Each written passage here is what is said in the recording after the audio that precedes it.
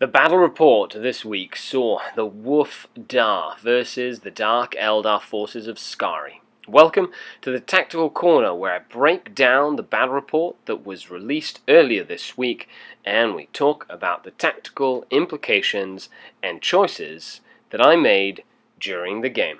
Let's dive right in.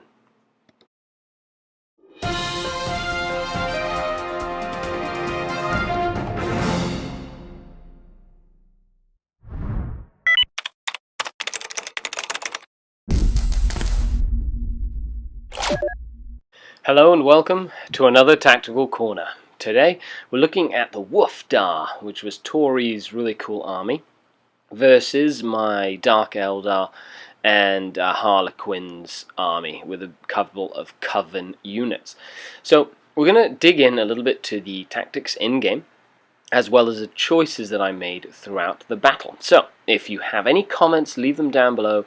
Let me know if you'd have changed anything.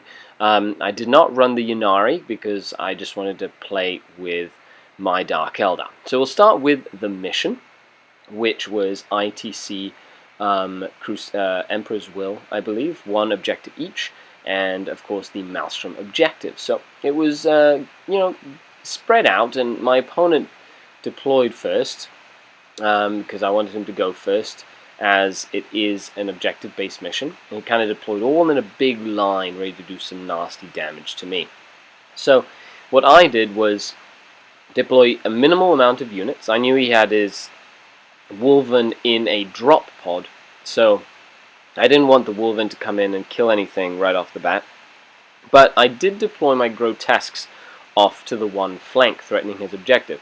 Now, my aim was to have the Grotesques on the flank because it was very open in the middle, and kind of bait his drop pod into that area so I could use my Grotesques to do as much damage as possible early in the game.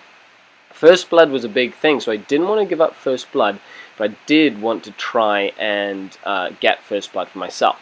Now, this worked.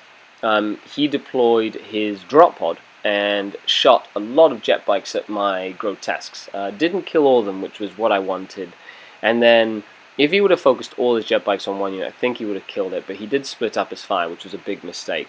And then moved up the rest of his army. But this meant that I was able to get First Blood by taking out the drop pod using haywire grenades from the Archon as well as the Death Jester, because I was running a Hero's Path formation. On the other flank, facing off against some Thunderwolves, I did have the Solitaire as well.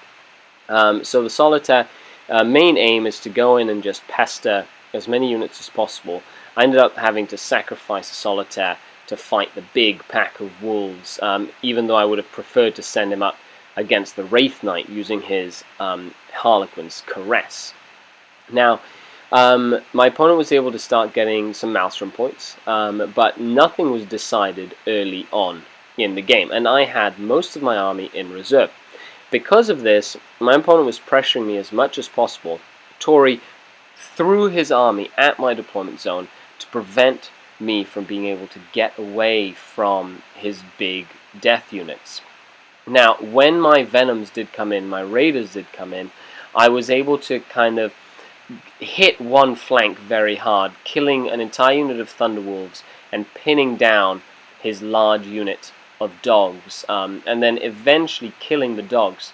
Now, my witch unit in this little video failed that pinning test, and that was huge. I was hoping to use them more effectively, maybe to tie up the Wraith Knight, at least for a turn, but that was not to be the case.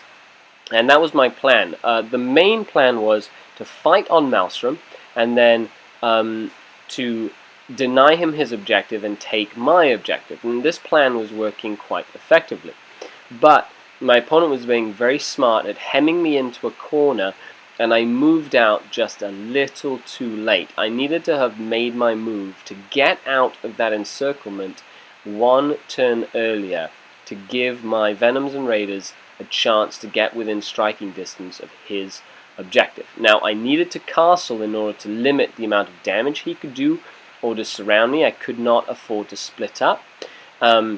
Of course, you can see the battle report to see how that maximum firepower helped out at the end of the game. All in all, I really liked the use of the witches. They worked really well. I really like the Cavalite Warriors and Venoms. They're a stock standard option. The Solitaire died to the last save he had to make, but I feel he would have been a lot more effective as a Ynnari with a relic that gives him feel no pain and it will not die, which I've started to use in future battle reports. And of course, ignoring the Wraith Knight is about what you need to do. Kill everything else and just feed the Wraith Knight something that it can kill here and there.